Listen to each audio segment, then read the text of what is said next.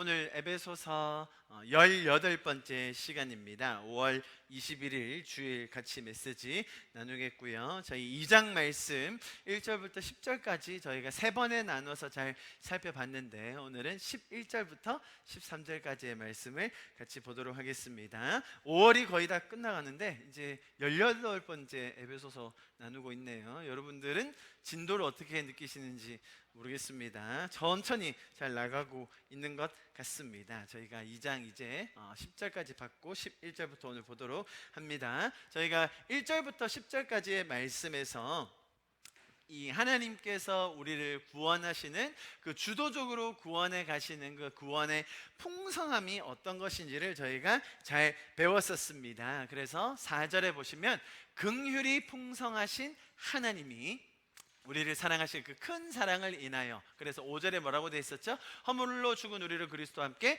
살리셨다. 그것이 우리를 구원하신 칭의, 의롭다 칭해 주신다는 것이었죠. 그리고 6절에 또 함께 일으키사, 뭐였어요? 예수 그리스도께서 부활하신 것처럼 우리도 함께 일으키셨다. 부활 신앙을 우리에게 주셨다라는 것이죠. 매 순간순간마다 우리의 삶의 어려움과 힘듦 속에서 우리가 거기서 좌절하거나 그치는 것이 아니라 예수 그리스도께서 우리를 위하여 부활하셨듯이 우리도 그 부활 신앙으로서 날마다 승리하며 성화의 과정을 이루어 간다라는 것 여기서 배웠습니다. 예수 안에서 함께 하늘에 앉히셨다. 이미 앉히신 것에 대한 설명인데요, 사실 그것이 이미 이루어졌지만 지금 우리의 삶에서는 아직인 것이죠. 이미와 아직 사이라고 보통 말하는데요, 그래서 우리가 마지막에 영화스럽게 될 모습까지 저에게 약속으로 보여주심으로써 부활의 신앙, 그죠? 성숙한 신앙,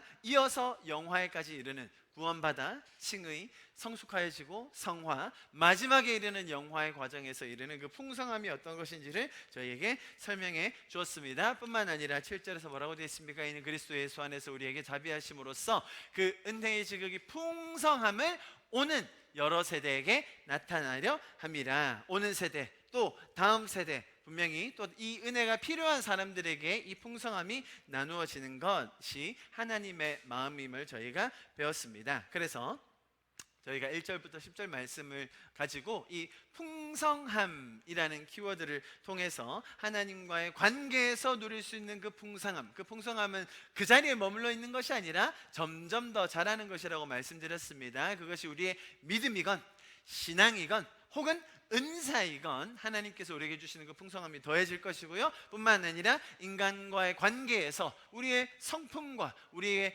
인격적인 면에서 열리는 그런 열매들이 점점 더 성숙해질 수 있는 것에 대해서 제가 아주 자세하게 설명을 드렸습니다. 자, 그런데 오늘 본문에서는 이렇게 표현했습니다. 보십시오. 이제는 전에 멀리 있던 너희가 이제 예수 그리스도 예수 안에서 그리스도의 피로 가까워졌다라고 되어 있는데요, 오늘 본문에서 이게 가장 중요한 표현이고 제가 후에 설명드리도록 하겠습니다. 여기서 가까이라는 말의 뜻은 여기 보시면 하나님 자신과 친밀한 관계를 맺음으로 새롭게 창조된 하나님의 백성의 일원이 되었다라는 것을 설명합니다. 저희가 지금 앞에 1절부터 10절에서 보았던 그런 풍성함과는 또 다른 개념으로 이제 우리가 하나님과 가까이 지낼 수 있는 존재가 되었다라는 것을 설명하고 있습니다.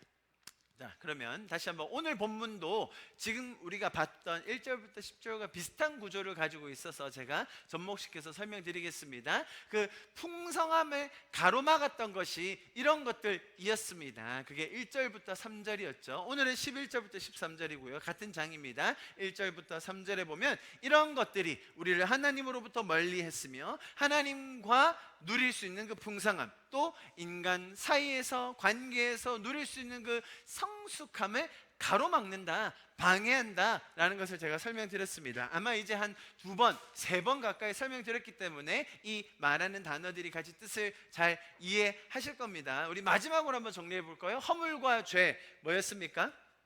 하나님께서 정해주신 그 경계, boundary 혹은 target, 그러니까 우리의 관역을 벗어나는 것, 하나님께서 정해주신 그 경계선을 넘어가는 것, 그게 죄의 본질이죠. 하나님께서 우리에게 가르쳐 주시고 또 제시하여 주신 기준과 그 경계들을 내가 정하겠다, 내가 선악을 정하겠다, 내가 어떤 것이 옳고 그른지를 내가 판단하겠다라는 그 인간의 교만, 하나님을 떠나 사는 그것이 바로 허물과 죄의 설명입니다. 그래서 우리에게 세상은 너희가 정해라, 너희가 느끼는 대로 해라고 세상 풍조를 우리에게 주고요, 뿐만 아니라 공중의 권세 잡은 자, 그죠? 한정적인 영역이지만 영적인 세력이 있어서 우리를 계속 유혹하고 미혹하는 것에 대해서 설명드렸고요. 우리는 계속해서 불순종함으로써 이 풍성함을 가로막는 선택들을 하게 되었죠. 그래서 우리 육체의 욕심과 또 육체의 마음에 원하는 것을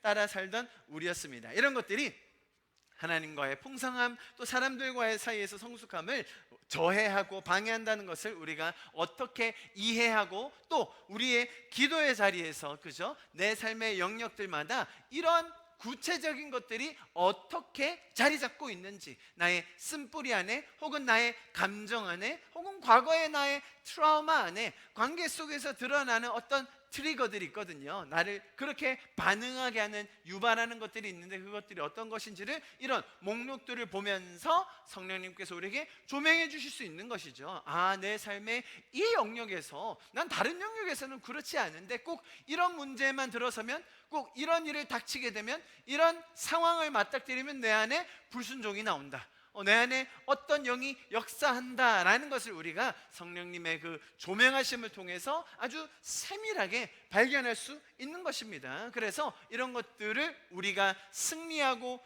이김으로써 우리는 성숙함으로 나아갈 수 있죠. 이것은 비단 신앙의 초보 혹은 신앙의 연륜이 짧은 사람뿐만 아니라 우리 모두에게 날마다 성숙하여질 수 있는 그런 소망의 메시지를 주는 것입니다. 16절 우리 같이 한번 읽어봅니다. 고린도후서 4장요, 시작.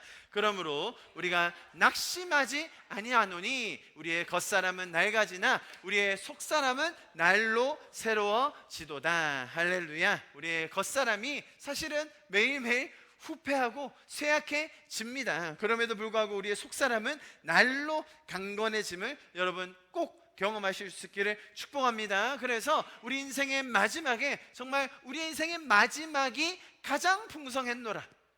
내가 이 땅을 떠날 때가 하나님과의 관계가, 내 주변의 사람들과의 관계가 가장 풍성했다라고 고백할 수 있는 저와 여러분 될 수 있기를 바랍니다. 혹시 아실지 모르겠지만 팀 켈러라는 목사님 계십니다. 잘 모르실 텐데요, 저희 나라에서는 그렇게 많이 알려진 분은 아닙니다. 이분은 좀 개혁적인 신앙에서, 그래도 미국에서는 꽤 영향력 있는, 뿐만 아니라 기독교 지성인들에게 특별히 굉장히 영향력 있는 분이셨는데요, 어제 천국으로 가셨어요. 1950년생이니까 73세? 4세? 이 정도 될 것 같습니다. 그런데 어제 이제 암으로 투병하시다가 가셨는데, 그 마지막 순간, 또 마지막을 어떻게 보내셨는가가 또 많은 성도들에게 힘을 주고 있어요. 사실 암으로 투병을 오래 하셨기 때문에 기도받고 이런 것에 대해서 너무 감사함을 표현하셨고, 이제 나는 정말 예수님이 보고 싶다, 나는 이제 예수님을 볼 준비가 된 것 같다 이제라고 하시는 고백과 함께 그렇게 이 땅을 떠나셨는데, 그런 고백들 뿐만 아니라 우리의 믿음의 선배들, 저희보다 나이가 적건 많건 상관없이 이 땅을 먼저 떠나서 주님 품에 안긴 그 정말로 마지막에 풍성함을 누렸던 그분들의 모습을 보면서 우리도 날마다 새로워지는, 그래서 우리의 마지막이 가장 풍성할 수 있는 저와 여러분 될 수 있기를 축복합니다. 할렐루야. 그래서 우리는 1절부터 10절의 말씀을 통하여서 이러한 풍성함, 날로 더해지는, 날로 성장해가는 믿음, 그죠? 우리의 사랑이 점점 더 increasing 한다고 했잖아요. 점점 더 풍성해지는 사랑, 우리는 더 경험할 수 있고요. 그런 구원과 성화, 영화의 단계에서 어떤 것들이 우리를 방해하는지, 또 어떻게 풍성함을 누릴 수 있는지, 하나님께서 그 일들을 어떻게 이루어 주셨는지를 잘 배웠습니다. 자, 그런데 오늘 본문에서는 또 다른 영역에서의 우리의 모습들을 조명해 주십니다. 굉장히 구조는 비슷합니다만 다른 영역에서의 우리의 모습을 보여줍니다. 1절부터 3절, 아까 제가 읽어드렸던 그런 허물과 죄, 또 불순종의 영, 공중의 권세 잡은 자 등에 대한 아주 구체적인 설명들이 있었는데요. 오늘 11절과 12절에서는 조금 다른, 오히려 더 본질적인 우리의 상태, 우리가 구원받기 전의 모습이 어떠했는지에 대해서 언급을 해주는데요. 한번 보십시오. 11절과 12절입니다. 그러므로 한번 생각해보라. 너희는 그때에, 그러니까 과거의 모습입니다. 구원받기 전에 어떤 모습이었냐? 우리 육체로는 이방인이다. 이방인이라는 말의 뜻을 설명해 줍니다. 뭐라고요? 손으로 육체에 행한 할례를 받은 무리라 칭하는 자들로부터 얘들이 누구예요? 유대인이죠. 손으로 자신들은 할례를 했다라고 생각하는 그 유대인들로부터 우리는 어떻게 취급을 받았다고요? 어떤 칭함을 받았다고요? 할례도 받지 않은 무리였다라고 놀리고 경멸하는 대상이었다는 거예요. 12절. 그래서 그랬던 사람들의 모습이 어떠했는지 보여줍니다. 그때 너희는 그리스도 밖에 있었다. 이스라엘 나라 밖의 사람이고 약속의 언약들에 대하여는 외인이요 세상에 소망도 없고 하나님도 없는 자였다라고 이야기하네요. 우리가 1절과 3절에서 정말로 우리가 허물이 많았고 죄가 많았고 불순종했고 나의 육신의 그 뜻에 따라 내가 원하는 대로 살았던 것 잘 배웠습니다. 자, 그런데 이 11절과 12절을 보면요, 우리의 더 깊은 본질적인 상태에 대해서 다시 한번 생각해 줍니다. 우리로 생각하고 기억하라고 11절 서두에서 이야기하고 있지 않습니까? 사실 우리가 지금 변화된 이후의 풍성함과 성숙함과 성화의 과정을 또 알고 살고 배우고 있기 때문에 우리가 이전에는 그런 모습이었구나, 그렇게 알 수 있는 것 아닙니까? 자, 그런데 우리가 이것을 배우지 못했다면, 자, 다시요. 구원받은 변화, 우리가 하나님의 은혜로 말미암아 주님의 성도 되어 점점 더 풍성해지는 삶을 배우지 못했다면, 과거의 이 모습 그대로 내버려져 있었다면 사실 이 모습이 당연한 것이고 이 모습대로 사는 게 삶인가 보다라고 생각할 수밖에 없었겠죠.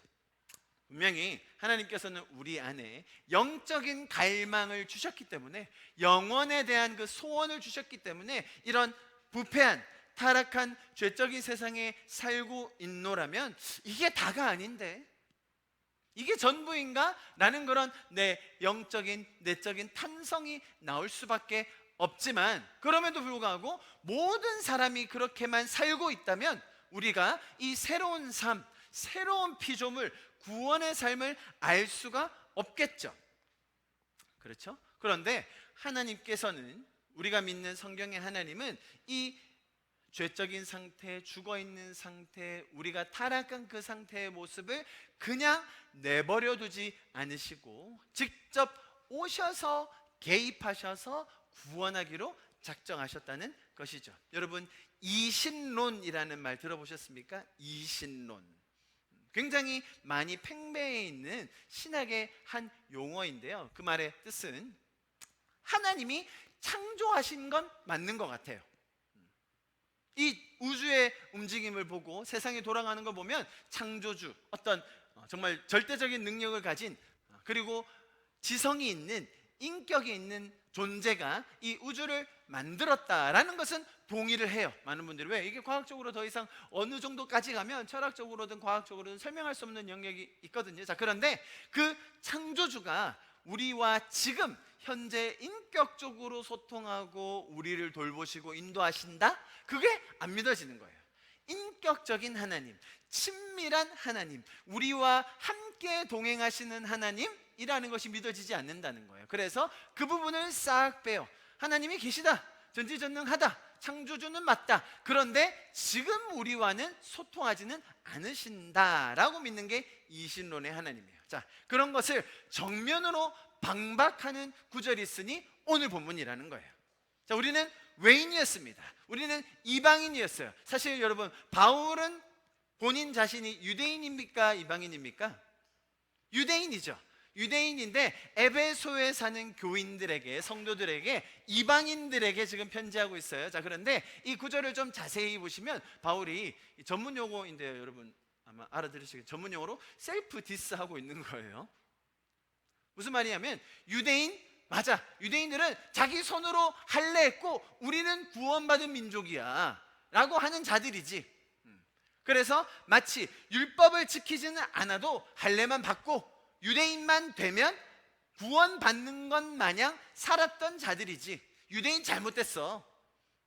유대인 그렇게 사는 건 아닌 거야. 은혜의 원리가 아닌 겁니다 라고 얘기하는데, 잘 들어보세요.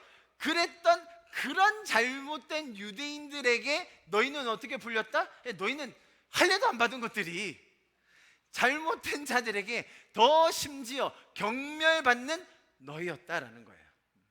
바울은 아주 고도로 스스로 자조하면서 유대인들의 그런 사상과 율법주의와 선민의식의 잘못됨을 지적하면서도, 그런데 저와 여러분 이방인들은 어느 정도였다고요? 그랬던 유대인들에게도 조롱받는, 경멸받는, 여러분 유대인들에게 무할례자라는 말은 정말 짐승만도 못한 존재였다라는 뜻이에요. 바울은 이제 그런 표현을 빌어서 저와 여러분은 이방인입니다. 아멘. 계속 스스로를 선민이라고 주장하지 않으셔도 됩니다. 우리는 후에 그리스도의 보혈로 선택받은 자들이 되었죠. 그럼에도 불구하고 그랬던 유대인들에게도 경멸받고 조롱받던 저와 여러분 유대인이 아닌 이방인이었는데요, 그랬던 우리를 하나님은 그냥 두지 않으셨다라는 거예요. 이해하시겠죠? 그러니까 그들을 가만히 뒀다면, 그들에게 아무런 빛이 비춰지지 않았다면, 하나님의 계시, 하나님의 찾아가심이 없었다면 그냥 그대로 사는 거잖아요. 그런데 하나님은 그것을 그냥 내버려 두지 않으시고 찾아가셨다라는 겁니다. 그래서 13절에서 이렇게 설명하고 있는 것입니다. 보십시오. 13절에 이제는 전에 멀리 있던 너희가 그리스도 예수 안에서 그리스도의 피로 가까워졌다라고 설명하고 있는 것이죠. 이 이방인이었던, 멀리 떨어져 있었던, 그런 은혜를 받을 자격이 없었던 우리가, 저와 여러분이 지금 누리고 있는 이 특권, 은혜, 이 극적인 변화가 일어났던 이유, 원인에 대해서 설명해 주는 게 이 13절이라는 것입니다. 이해하시겠죠? 우리가 지금 누리고 있는 이 은혜의 삶, 기쁨의 삶, 만족할 수 있는 삶의 그 변화의 이유가 바로 그리스도 예수 안에서 그리스도의 피로 말미암아 그것이 일어났다라는 것입니다. 그리스도의 피로라는 말은 멀리 있던, 떨어져 있던, 자격이 없던 저와 여러분이 하나님과 가까이 지내게 된 그 이유, 첫 번째 단계인 그 십자가 사건, 그리스도의 죽음과 대속의 사건을 이야기하고 있는 것입니다. 여러분 이 말의 뜻은 뭐냐면, 아까 제가 설명드렸듯이 그렇게 살고 있던 사람들에게 하나님이 다가가지 않으셔도 되거든요. 창조주는 그렇게 꼭 해야 할 당위성이 있는 분이 아니에요. 심지어 그런 방식으로도 하지 않으셔도 됐어요. 많은 사람들의 의문이 그거예요. 아니, 죄를 사하여 주신다고 하면 좀 멋지게, 좀 폼나게 하나님이시니까 그냥 내가 너희를 사하노라, 어떤 칙령을 내리시든지, 좀 모대한 뭔가 장식을 주시든지, 훈장을 달아주시든지 그러면 될 텐데, 왜 굳이 창조주가 그런 고통을 당하시면서 십자가, 우리를 대신해서 고난받으시고 수치당하시고 배신당하셔서 우리의 죄를 사하여 주신다? 여러분, 이게 그 누구도 설명할 수 없는 십자가의 신비예요. 그래서 기독교의 가장 핵심에 있는 십자가의 가치는 당위성으로 설명되는 것이 아니라 하나님의 성품인 사랑으로밖에 설명할 수 없는 거예요. 왜 그렇게 하셨어야만 했습니까? 왜 그랬었죠? 하나님의 성품인 사랑과 또 하나님의 성품인 공의가 동시에 만족될 수 있도록, 우리의 죄를 대신하여서 누군가는 그 죄의 값과 죄의 결과와 죄의 모든 무게를 대신 짊어지셔야만 했기 때문에 하나님께서 선택하신 방법, 그게 바로 십자가, 오늘 본문이 이야기하는 그리스도 예수 안에서 그리스도의 피로 말미암아 그렇게 되었다라는 것이죠. 그러니까 제가 설명드렸던 그런 이신론적인 관점, 그죠? 그냥 내버려 두는 거예요. 창조는 했지만 너희 알아서 해라.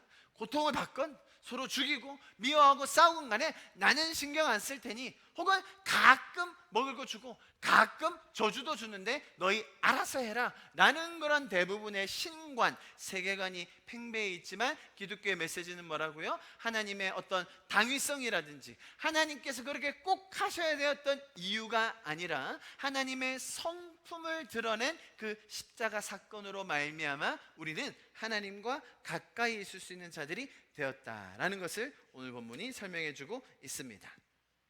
사실은 우리가 이렇게 하나님과 멀어졌던 이유는 우리의 죄, 우리의 선택, 우리가 하나님과 멀리 있겠다라는 그런 선택이었음에도 불구하고 하나님은 먼저 우리를 찾아와 주신 것입니다. 자, 다른 번역본에 보면 또 이렇게 설명되어 있습니다. 우리 밑에 표주세 번역인데요, 한번 읽어볼까요? 13절 말씀입니다. 시작.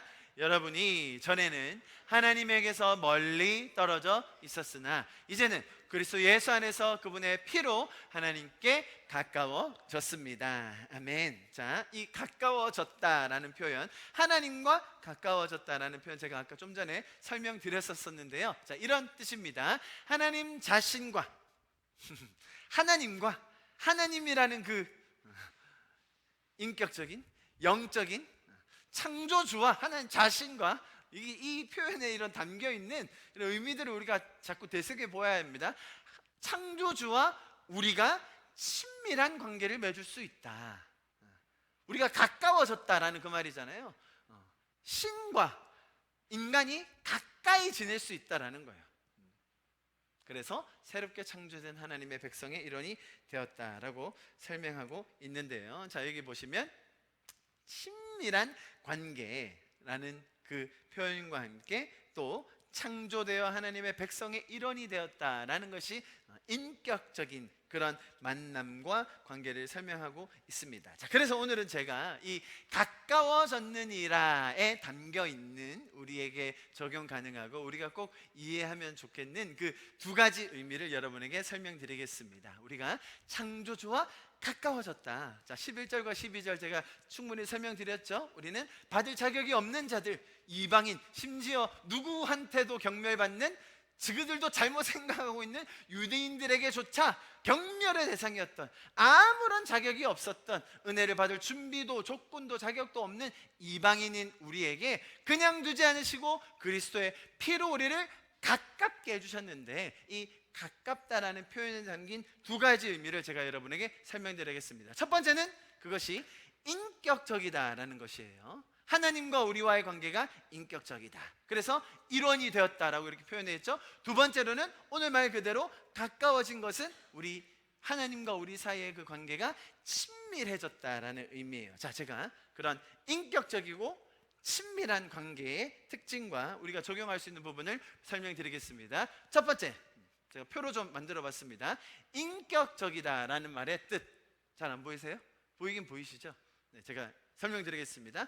하나님과 우리와의 관계는 인격적인 관계다라는 말의 뜻을 제가 여러분에게 좀 설명드리고 싶은데요. 자, 첫 번째로 보시면 인격적이다, personal relationship이라고 하죠. 우리가 보통 사람들에게 그렇게 많이 묻잖아요. 너 하나님과 인격적으로 만났니? 그 말이 무슨 뜻으로 쓰여요? 보통 구원받았니? 정말 하나님을 제대로 아니? 너 그냥 정보 말고, 지식 말고, 교회 다니는 거 말고, 행사 참여하고 뭐 수련회 갔다 온 거 말고 정말 인격적으로 하나님을 만났니? 라고 표현하는데요. 거기에 담긴 의미는 이런 것입니다. 첫 번째로, 정말로 네가 하나님을 신뢰하게 되었니? 아, 이 하나님은 신뢰할 만한 분이구나 라는 걸 알게 되었니? 왜냐하면 그 반대말은 뭐예요? 계약적인 관계. 이거 주면 난 이거 받고, 내가 이거 해드리면 저 신도 나한테 이 정도는 보상해주는 계약적인, 세상에서 말하는 가장 합리적인 관계이죠. 세상에 공짜가 없고 내가 한 만큼 얻을 수 있고 내가 노력한 만큼 결과를 얻을 거기 때문에 세상에서는 다 계약적인 관계를 맺어요. 그러나 하나님은 그런 계약에 국한된 분이 아니라 우리와 언약을 맺으셔서 우리로 하여금 그분을 신뢰할 수 있게 만들어주시는, 그분은 그런 분이시죠. 자, 그리고 또한 하나님이 우리에게 관심 있으세요. 그게 아까 말씀드린 가만히 두셔도 되는데 직접 찾아오시는, 관심이라는 단어 자체가 좀 가볍긴 합니다만 그게 성경이 말하는 하나님의 인격성이죠. 그런데 관심과 반대말은 지시받고 허락을 맡아내는 관계, 마치 직장 상사와 같은. 그 사람들은 사실 의무감에 하죠. duty, 그죠? 의무감으로 하지만 하나님은 책임감이 있으세요. 의무와 책임감 굉장히 비슷해 보지만 완전히 다른 표현인 거 아시겠죠? 그리고 하나님을 우리가 인격적으로 알아간다는 것은 하나님이 가진 마음, 하나님이 우리를 향하여 가지신 계획과 동일한 마음을 점점 가지게 되는 것이죠. 그런데 세상에서는 모든 것을 비교하고 경쟁하게 만듭니다. 마지막으로 이렇게 인격적으로 알게 되면 자연스럽게 그 대상을 향하여 희생하고 섬기고 서로를 아껴줄 수 있는 사회가 되는 겁니다. 자신의 유익만을 구하는 세상과는 완전히 다른 것이죠. 자, 여러분, 인격적인다라는 그 말에는 구원을 이루어 주시는 하나님의 일하심과 또 역사하심의 그 뜻이 들어가 있어요. 자, 보세요. 하나님을 몰랐던 외인이었던 이방인이었던 우리에게, 그죠? 우리는 하나님 몰랐습니다. 완전 외인이었어요. 밖에 있었던 사람에게 하나님이 어떤 분이신지를 가르쳐 주셨고 우리는 그것을 배울 수 있게 되었고, 아 맞아, 하나님은 우주를 창조하시고 성경이 말하는 하나님은 이런 분이구나 라는 것을 우리가 깨닫고 받아들이는 과정, 그게 인격적인 관계가 시작되는 것이죠. 여러분, 이 사건은 아까 제가 여러 번 설명드렸듯이 대부분 단번에 일어나요. 무슨 말이냐면 처음에 오해하고 있다가 무지한 상태였는데 내가 잘못 알고 있었는데, 아 하나님 이런 분이셨어요?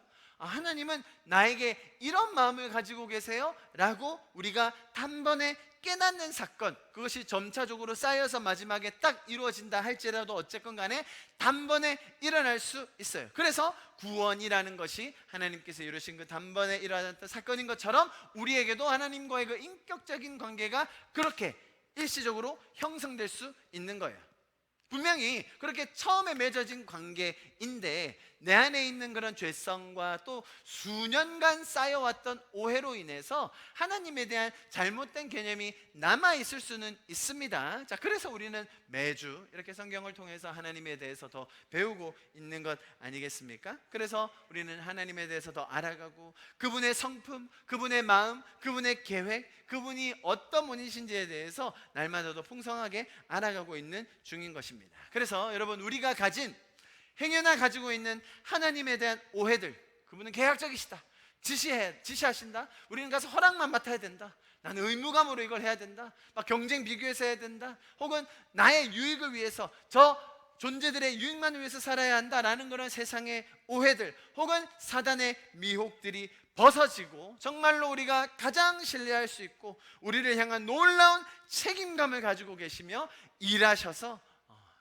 우리를 위하여 헌신하고 희생하고 우리를 위하여 일하시는 그 하나님을 더 알아갈 수 있기를 축복합니다. 자, 지금 제가 뭐 설명드리고 있는 거죠? 하나님과 가까워졌다라는 말에 담긴 두 가지 표현. 첫 번째, 인격적인 만남이 가능해졌다. 두 번째 뭡니까? 친밀한 관계를 맺을 수 있다라는 거예요. 자, 여러분 한번 생각해 보십시오. 친밀하다, 하나님과 친밀하다. 여러분, 인격적이라는 것과 또 친밀하는 것이 뜻이 조금씩 다릅니다. 뭐겠어요? 친밀하다는 말은 관계에 있어서 풍성한 스토리가 점점 더 쌓여간다는 것을 의미합니다. 하나님을 인격적으로 알긴 했어요. 하나님과 정말 그 신뢰하는 관계를 시작했습니다. 자, 그럼에도 불구하고 풍성한 스토리, 즉 시간이 지나면서 쌓여가는 우리 둘만 아는 그런 이야기들, 하나님과의 관계에서 누릴 수 있는 그 풍성한 스토리들이 없다면 사실 하나님에 대해서 무지한 것입니다. 그죠? 하나님과 굉장히 섬세한 관계를 맺을 수 있다는 거예요. 가까워질 수 있다는 것이 그런 표현입니다. 여러분, 하나님이 개취가 있는 거 아세요? 개취, 개인 취향. 저는 개취가 너무 심해. 여러분, 하나님은 개인 취향이 굉장히 까다로우세요. 하나님이 원하시는 것은 굉장히 구체적입니다. 하나님이 어떤 걸 원하시고 하나님의 마음이 어디로 향해 계신가를 섬세하게 아는 것. 그럼 사실 가까이 지내다 보면 시시콜콜한 걸 아는 거잖아요. 가까이 시간을 많이 보내다 보면 서로가 어떤 걸 원하고 어떤 걸 싫어하고 이럴 땐 이렇게 하기를 원한다는 것에 대해서 정말로 가깝게 알아가는 것이죠. 그런데 그렇게 친밀한 관계를 누리지 못하면 자꾸 오해하게 됩니다. 하나님에 대해서, 하나님의 성품에 대해서, 하나님의 뜻에 대해서. 친밀하다는 말의 뜻은 정말로 함께 있을 때 누리는 그 평안함을 의미합니다. 당연히 반대는 불편함이겠죠.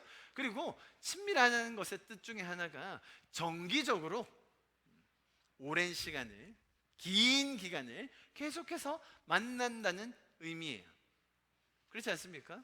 처음 만난 사람을 첫 만남에서 10시간 막 그냥 한 번도 안 쉬고 화장실 2번 갔다 오고 10시간 동안 막 달려서 이야기를 나눴어요. 그러면 그 사람에 대해서 많이 아는 건가요? 10시간 분량의 정보를 얻었겠죠. 그러나 그 사람과 긴 시간 동안 여러 가지 상황에서 여러 가지 환경과 혹은 변화되는 감정과 그런 환경 속에서 이 사람은 이럴 때 이런 걸 원하는구나, 이 사람은 이런 상황에서 이런 감정을 표출하는구나 라는 것을 알아가는 것과는 완전히 다른 이야기죠. 그래서 하나님과 친밀해진다라는 것은 주님과 더 정기적으로 자주 긴 시간을 보냈다라는 것을 의미하죠. 그래서 이 친밀함이라는 것은 단순히 겉핥기 정도의 정보를 아는 것이 아니라 정말로 깊은, 더 깊어지는 관계가 형성되어진다라는 것을 의미합니다. 자, 그렇다면 제가 그렇게 한번 질문 드려보고 싶습니다. 자, 여러분은 요즘 기도의 시간을 어떻게 가지고 계십니까? 혹은 말씀 읽는 시간을 얼마나 가지고 계신가요? 자, 여러분, 제가 지금 설명드린 이런 인격적인 관계가 형성이 되면, 그죠? 하나님과 이제 딱 가까워질 수 있는 그런 인격적인 관계가 형성이 되면, 그러면 친밀도의 깊이도 더해질 수 있습니다. 아무리 인격적인 관계가 처음 시작됐다 하더라도, 그죠? 친밀함이 쌓이는 데는 어느 정도의 시간과 기간이 필요합니다. 이해하시겠죠? 그래서 사실 신앙에 대해서 잘 모르고 신앙이라는 것에 인격적인 관계가 시작돼서 점점 더 친밀한 것을 모르는 사람들, 혹은 오해가 쌓여 있거나 무지하거나 혹은 불편함을 느끼는 사람들에게는 성경을 읽는 시간, 기도하는 시간이 생각보다 힘듭니다. 여러분, 너무 오랜만에 만나는 사람과 3시간을 카페에 넣어놓으면 생각보다 대화가 잘 안 돼요. 엄청 불편해요. 답답하고. 이해하시겠죠? 그런데 자주 만나는 사이일수록, 그런데 심지어 그 대상이 우리의 하나님이신, 우리가 가장 신뢰할 수 있는 우리를 향해 관심을 가지시고 나를 책임져 주시는 그런 분이라면 그 신뢰를 통하여, 인격적인 바탕을 통하여 점점 더 친밀함이 늘어갈 수 있는 것이죠.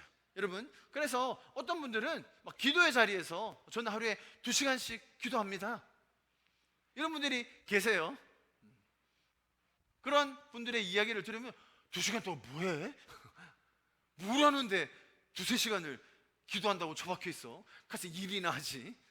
그런 반응 보이시는 분들이 생각보다 많아요. 자, 그분들은 분명 인격적인 만남은 있을 거예요.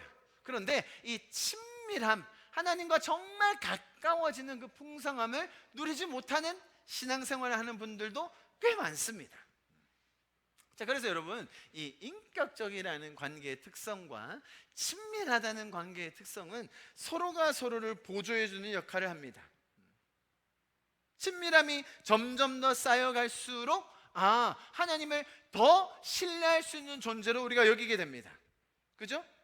이런 친밀함의 시간 속에 우리가 그분의 섬세한 마음을 더 알아갈수록 하나님은 이 정도까지 나를 책임져 주시는 분인가? 라는 것을 더 깊게 가지기도 합니다. 더 친밀하게, 가깝게 하나님께 다가가고 싶지만 내 죄적인 본성으로 그렇게 하지 못할 때 하나님께서 우리에게 관심이 있으셔서 하나님께서 그런 은사의 선물을 주세요. 예를 들어서 방언 받으신 분들은요, 뭐 예를 들어서 방언 받으신 분들은 기도를 어떻게 5분 10분을 해요? 라고 이야기하던 분들도 방언 받으면 1시간 기도합니다. 재밌어서, 신기해서. 또 해보니까 그걸 통해서 누리는 친밀감이 굉장히 큰 것이죠. 자, 그렇게 하나님께서 그리스도의 보혈을 통하여 우리가 이렇게 하나님과 가까운 관계, 인격적이고 친밀한 관계를 맺을 수 있게 해주심을 우리가 이렇게 배울 수 있는 것이죠.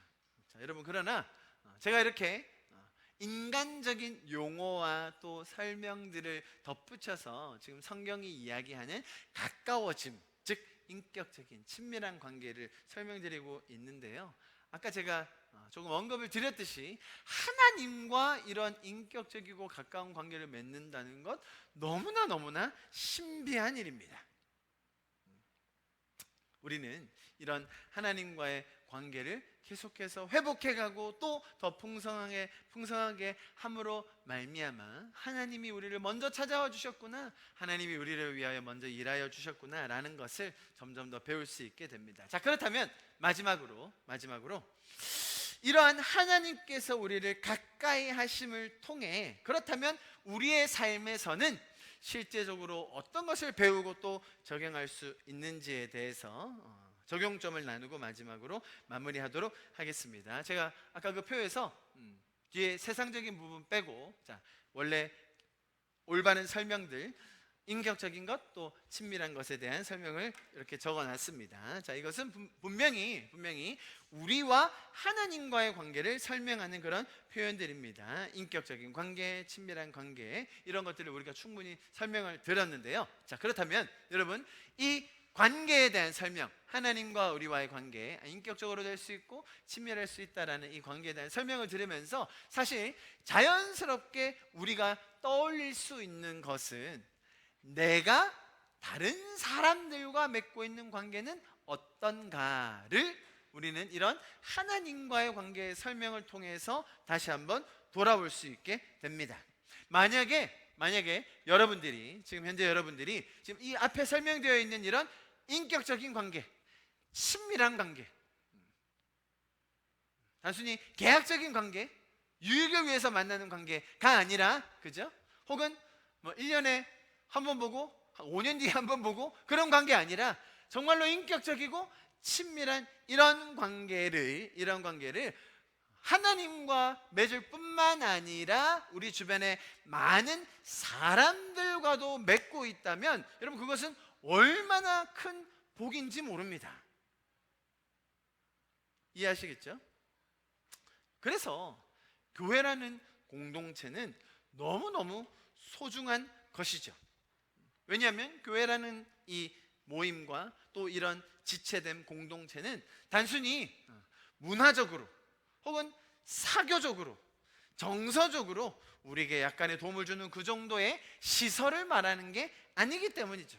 교회 오니까 음악도 좀 해주고 문화적인 풍성함 누릴 수 있고 인맥도 좀 쌓고 사회적인 사교적인 모임도 갖고, 혹은 또 기도하다 보면 약간의 위로도 되니까 그런 정서적인 회복도 되는 그 정도의 도움을 주는 시설, 건물, 장소가 아니라는 것이죠. 그리스도 안에서 몸된 지체들이 이런 관계가 풍성하게 누려질 수 있는, 자, 여러분 잘 들어보세요. 하늘에서 이 땅에 주신 그런 복의 비밀, 그런 하나님의 은혜의 원리를 이 땅에 풀어내고 있는 가장 소중한 기관 중에 하나가 교회인 것입니다.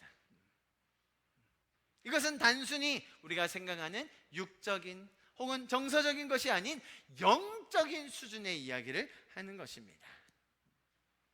그래서 여러분들이 맺고 있는 관계, 혹은 새로 맺을 그런 관계에서도 지금 하나님과 우리 사이에 맺을 수 있었던 이런 관계의 특징들, 인격적이고 친밀한 이런 것들이 우리 안에 더 많이 생길 수 있기를 기도합니다. 당연히 이러한 관계는 가장 먼저 가정에서 시작될 것입니다. 부부가, 또 부모와 자식 간에, 또 형제 자매들 간에 이런 인격적이고 친밀함을 누릴 수 있게 되는 것, 여러분 그게 하나님의 계획이라는 것이죠. 이해하시겠죠? 세상은 계속해서 이상한 얘기를 퍼뜨리죠. 나이 들면 그냥 정 때문에 사는 거야. 얼마나 많은 황혼, 이혼이 늘고 있습니까? 각방 안 쓰면 정말 다행이죠. 별거 안 하면 다행입니다. 많은 분들이 이제 이 정도 시달렸으니 나도 이제 자유롭고 싶다라고 이야기합니다. 제가 세상에서 말하는 풍토, 세상의 풍조를 말하는 거예요. 요즘은 비혼식도 많이 합니다. 비혼식 뭔지 아세요? 우리 어른들? 비혼식. 지금까지 축의금 많이 냈잖아요. 젊은이들이 많이 냈거든요. 근데 나는 결혼 안 하고 싶어. 그럼 어떻게 하냐면, 나 비혼식 할 거야. 무슨 말이에요? 나 결혼 안 할 거니까 지금 축의금 줘. 비혼식 이라고 해요. 심지어 이건 저도 굉장히 최근에 본 겁니다. 미국에서는 결혼식을 해요. 결혼식을 하는데 어떻게 결혼식을 하느냐, 우리 자매 한 명이 드레스를 입고 결혼식을 한대요. 친구들 초청해요. 다 왔어요. 자, 신랑 신부 뭐 어떻게 하는지 모르겠죠. 아무튼 입장합니다. 입장했어. 자매가. 끝이에요. 그게. 누구랑 결혼해요? 나와. 내가 결혼한다. 생각보다 많이 일어나고 있어요. 비혼식이라고 해서 그냥 문자 띡 보내는 게 아니라, 나도 뭔가 좀 드레스도 입고 축하도 받고 싶고, 근데 누구랑 결혼해요? 나와. 내가. 자, 여러분, 지금 제가 설명드린 게 다 이렇게 성경이 말하는 정말로 가까워질 수 있는 인격적이고 친밀한, 사실 이것이 굉장히 어렵거든요. 쉽지 않아요. 왜요? 죄성으로 인해서, 세상에서 우리에게 주는 잘못된 개념으로 인해서 그냥 정으로 사는 거지. 그 정도면 만족하고 사는 거야. 나 이제 황혼되면 그때 이혼해. 각자 살아. 네가 하고 싶은 대로 해. 심지어 젊은이들에게 결혼 꼭 해야 되나? 자녀 꼭 있어야 되나? 내가 혼자 알아서 내 커리어 싸우면서 내 취미 활동하면서 살면 되는 거 아닌가? 여러분, 거기 안에는 이런 건 없는 거예요. 인격적이고 정말 친밀한 그런 관계, 먼저 우리가 하나님과의 관계에서 누릴 수 있는 정말 이 놀라운 풍성함, 그 친밀함에서만 맛볼 수 있는 그런 만족함을 전혀 누리지 못하게 하는 것이죠.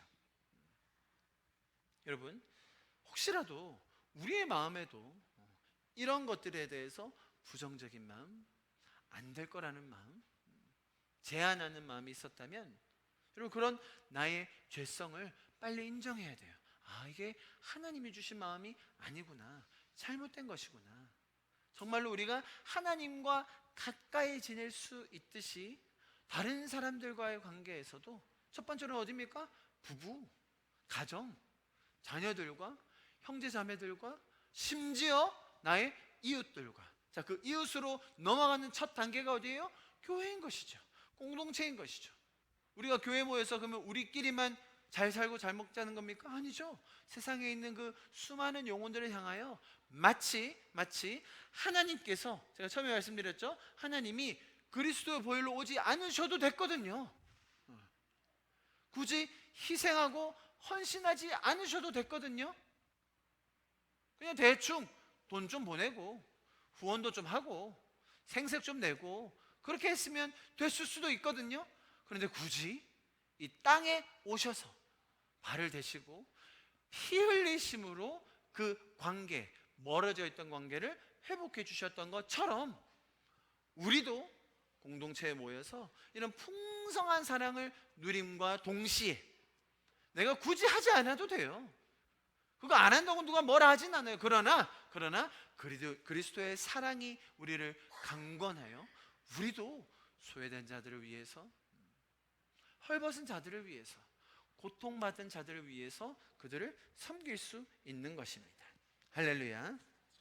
오늘 5월 가정의 달을 맞아서, 그래서 제가 인격적이고 이 친밀한 관계에서 가장 중요한 부부관계에 대한 말씀을 읽고 오늘 설교를 마무리하려고 하는데요, 그게 또 에베소서의 말씀입니다. 에베소서의 말씀인데 아마 잘 아는 말씀일 겁니다. 들으면서 굉장히 불편하실 수도 있어요. 나의 죄성을 읽기 시작하면 우리 이 말씀 좀 길지만 제가 한번 천천히 읽어드리면서 설명하겠습니다. 사실 뭐 에베소서 나중에 나올 본문들이기 때문에 그때 가서 더 자세하게 설명드리고, 오늘은 가깝고 인격적인 관계를 하나님은 또 성경의 이 가정과 부부를 비유할 때 어떻게 설명하셨는지를 좀 보면서 이 말씀을 마무리하면 좋겠습니다. 보세요. 여러분은 그리스도를 두려워하는 마음으로 서로 순종하십시오. 부부에 대한 이야기입니다, 여러분. 자, 22절부터 먼저 읽으면 안 돼요. 아내이신 여러분, 주님께 순종하는 것 같이 남편에게 순종하십시오. 에이, 성경은 말이지, 가부장적으로 말이야, 여성들에게 남편들에게만 순종하라고 그렇게 하면 안 되죠. 21절을 먼저 봤어야 되는데, 그죠? 피차 순종하는데 아내들에게는 남편에게 순종하기를 요구하고 있는 것입니다. 성경이 이게 하나님이 가지신 개인 취향이에요. 하나님의 마음이라니까요. 한번 잘 배워보십시오. 보세요. 23절, 그리스도께서 교회의 머리이심과 같이 남편은 아내의 머리이기 때문입니다. 많은 사람들이 이 구절 싫어해요.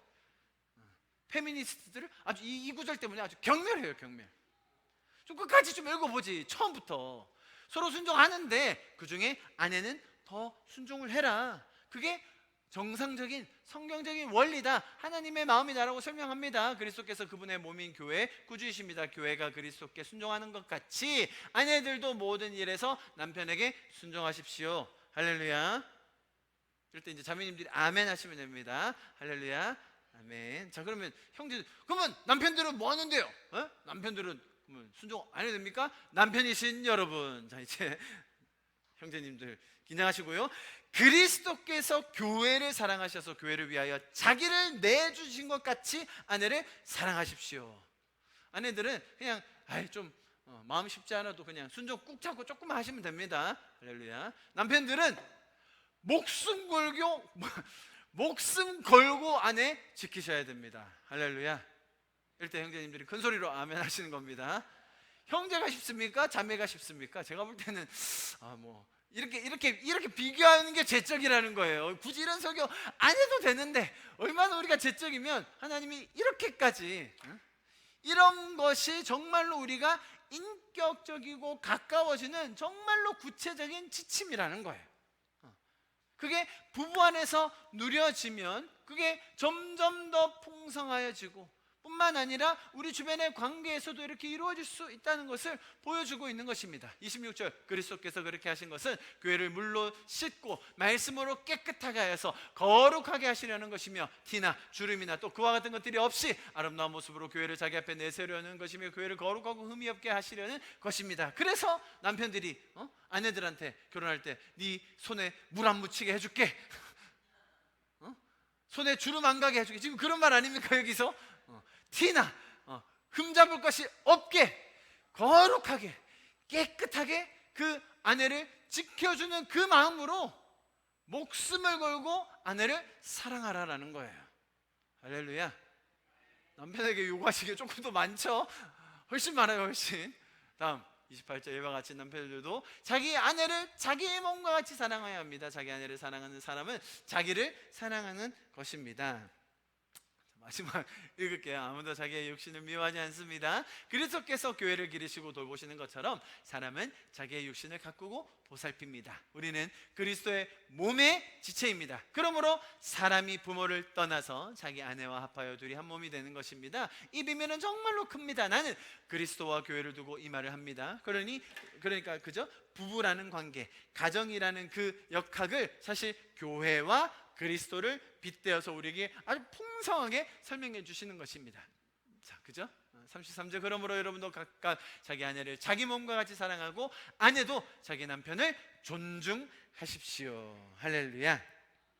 자, 여러분, 오늘 본문을 통하여서 우리는 무엇을 배울 수 있느냐? 정말로 이방인이었던 우리, 외인이었던 우리, 약속에 대해서 제외되었던 우리, 아무런 자격도 없이 정말로 하나님과 멀어질 수밖에 없는 조건만 갖추고 있었던 우리였는데, 그리스도의 피로 그렇게 하지 않으셔도 됐던 그 창조주께서 직접 이 땅에 오셔서 우리를 멀어졌던 그 관계를 다시 가까이 하기로 일하셨다는 거예요. 창조주와 피조물, 신과 인간이 이런 가까운 관계를 맺을 수 있다라고 설명하는 것은 기독교에는 없어요, 여러분. 신과 인간이 관계를 맺으면 그것은 정말로 신성모독이며 혹은 정말로 잘못된 관계라고만 설명을 합니다. 그렇지 않아요? 그럼 성경은 하나님과 우리가 정말로 가까운, 그 가까운 게 어떤 뜻이라고요? 인격적이면서 그리고 친밀해질 수 있는 관계라는 것이죠.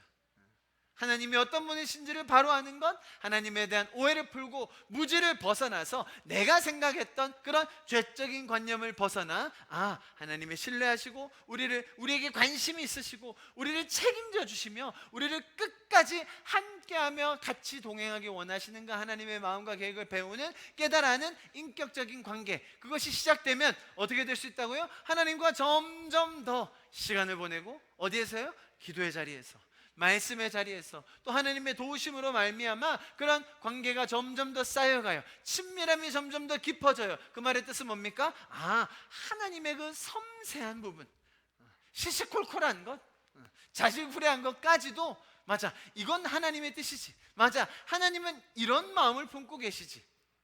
하나님이 그런 마음, 하나님의 성품을 정말로 세밀하게 알아가는 거예요. 여러분, 그게 친밀함입니다. 여러분, 그 안에서 오는 그 평안과 만족과 기쁨, 친밀함에서 오는 그런 만족과 기쁨을 우리가 더 풍성하게 누릴 수 있기를 축복합니다. 그것이 첫째로 가정에서, 형제자매 간 관계에서, 부모와 자식 간의 관계에서 정말 인격적인 관계, 서로 시간을 많이 보냄으로써 풍성한 스토리가 쌓여가는 그런 친밀한 관계가 더 만들어질 수 있기를 축복합니다. 뿐만 아니라 거기에서 머무르지 않고 우리의 이웃들과도, 자, 이 얘기는 다음 주 좀 더 할 겁니다. 사실 우리는 그 인격적이고 친밀한 관계가 뭔지를 알고 그것이 인생에서 정말 가장 소중한 곳이구나, 하나님과의 그런 관계, 또 사람들과 그 관계를 누리는 것, 이 땅에서 우리가 할 수 있는 가장 의미 있는 일들이거든요. 그리고 세상은요, 인격적이고 친밀한 관계가 뭔지를 몰라요. 전혀 몰라요. 우리가 그것을 보여주기 위해서, 또 그런 관계를 맺기 위해서 다가가잖아요. 어떻게 될까요? 다음 주에 그 얘기 더 하시죠. 정말로 우리가 누리고 있는 이 놀라운 그리스도께서 우리에게 주신 비밀, 인격적이고 친밀한 관계. 우리 아내분들 남편에게 순종하심으로, 존경하심으로 그 비밀을 더 알아가시기를 축복합니다. 우리 남편분들 아내들을 정말 목숨을 다해 사랑하심으로 그 친밀함과 인격적인 관계가 무엇인지를 더 발견하실 수 있기를 축복합니다. 우리 싱글들 잘 결혼할 수 있기를 축복합니다. 할렐루야.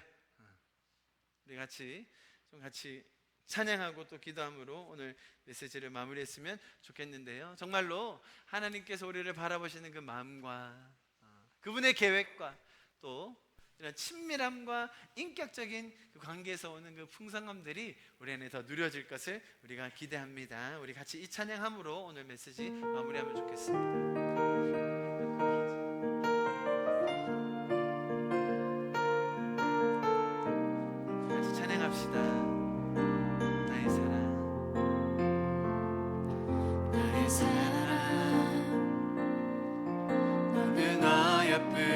참 귀하다. 어느 보석보다 귀하다. 내가 사랑스럽지 않을 때 너를 온전히 사랑하고 너와 함께하려 내가 왔노라. 주의 사랑, 이 사랑은 결코 변치 않아. 모든 계절 돌보시네. 푸른 마르고 꽃은 시드나 주의 말씀은 신실해. 실수가 없으시네.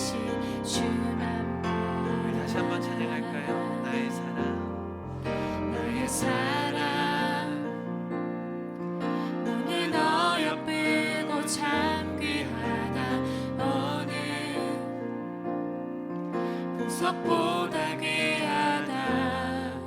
내가 사랑스럽지 않을 때 너를 온전히 사랑하고 너와 함께하려 내가 왔노라. 주의 사랑, 이 사랑은 주의 사랑, 이 사랑은 결코 변치 않아. 모든 계절 돌보시네. 푸른 마르고 꽃은 시드나 주의 말씀은 신실해. 실수가 없으신 주만 바라라.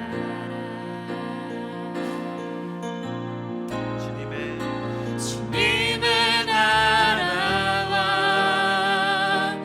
뜻이 나의 삶 속에 임하시며 주님 알기를 주만 보기를 소망해.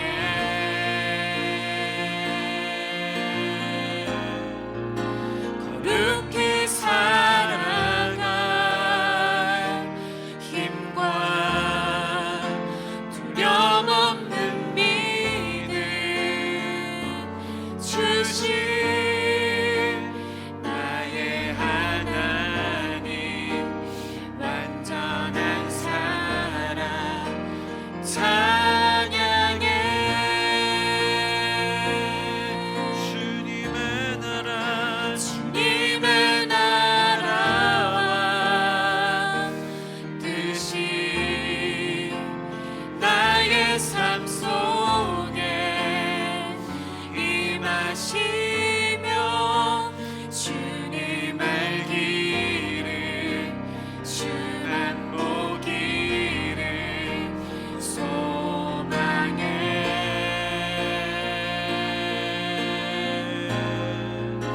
거룩히 살아갈 힘과 두려움 없는 믿음 주신 나의 하나님. 완전한 사랑 찬양해.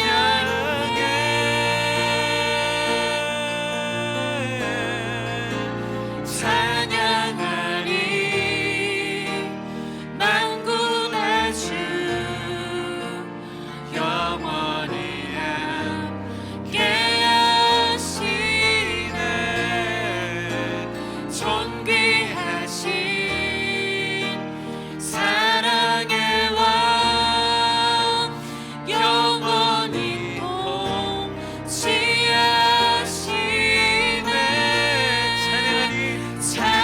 찬양하리 만군의 주 영원히 함께하시네. 존귀하신 사랑의 왕 영원히 통치하시네. 영원히 통치하시네.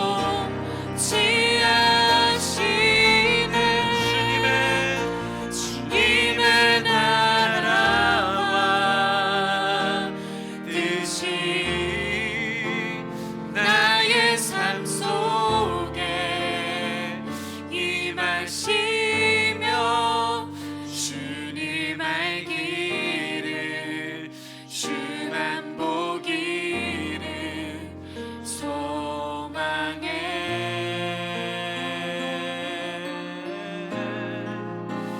거룩히 살아갈 힘과 두려움 없는 믿음 주신 나의 하나님. 완전한 사랑 찬양해.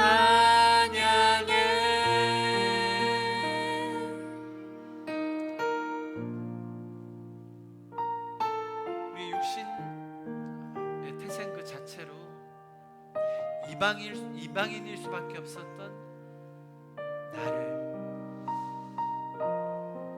굳이 그렇게 찾아오시지 않으셨어도 되었을 이 내 존재를 그리스도 예수 안에서 그 보혈의 공로로 구원하여 주시고 하나님과 가까운 관계를 맺을 수 있도록 먼저 일하여 주신 주님 찬양합니다. 주님, 하나님과의 그 관계에서 오는 인격적인 친밀한 관계에서 오는 그 풍성함과 달콤함과 그 기쁨과 감사와 만족 내가 놓치지 않고 풍성하게 누리게 하여 주십시오. 거기서 오는 그 든든한 샘물과 반석 위에 이 교회가 세워지게 하시고 우리의 가정이 세워지게 하시고 우리의 만남과 관계들이 더 풍성하게 세워지게 하여 주시옵소서. 주님께서 우리의 인생 가운데 정말 마지막까지, 아니 마지막이 가장 풍성하여질 수 있는 그 성도의 삶 이루어 주시기를 간절히 소망합니다.